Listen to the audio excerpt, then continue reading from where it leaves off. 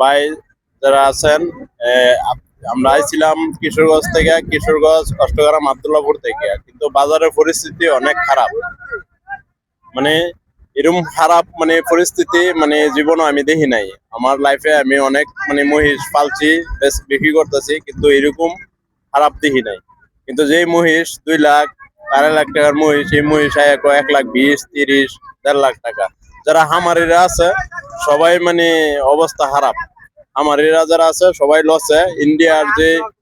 ইন্ডিয়ার কিছু মাল দেখা গেছে বর্ডার থেকে পাস করে দেয়, আর আমরা হামারিরা লসে আছি। মহিষ আনছিলাম 64টা,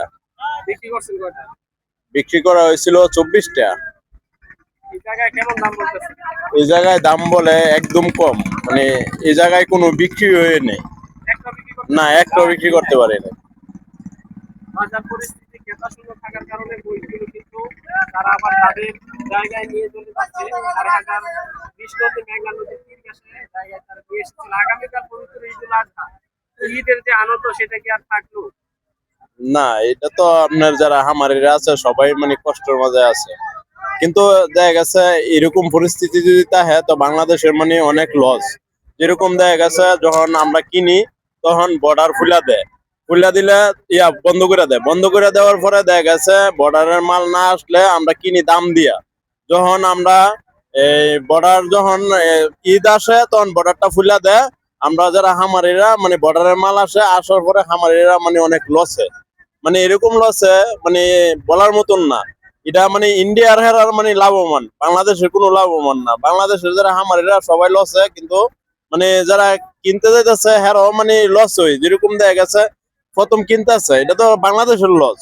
এটা বাংলাদেশের ক্ষতি হইতেছে। টাকাটা যদি বিক্রি হতো বাংলাদেশের মানুষের কাছে থাকতো, হ্যাঁ, বাইরের লোকের পাওয়ার কারণে বাংলাদেশের অর্থনৈতিক অবস্থা আস্তে আস্তে কমে যাচ্ছে। এই জায়গায় কতটা আছে? এই জায়গায় আছে 15টা মহিষ। 15টা মহিষে নিয়ে আইছিলাম আর কি। সবগুলোর দামই কিন্তু কম বলছে না? অনেক কম। অন্য বছর এই মহিষ গুলা 1,80,000, 90, আর এনো বলে 1,20,000, 25, 30। আমরা কিনছি 40-45 দিয়া। কেনার চাইতে অনেক কম বলে। কম বলে যে ইন্ডিয়ার ওই যে বর্ডারের কারণে আমরা এই দাম দিয়ে কিনতে হয়। আর বেচার সময় দেখা গেছে ইন্ডিয়ার বর্ডার খুলে দেয়, আমরা ওই জায়গায় হামারিরা লসে পড়ে যাই।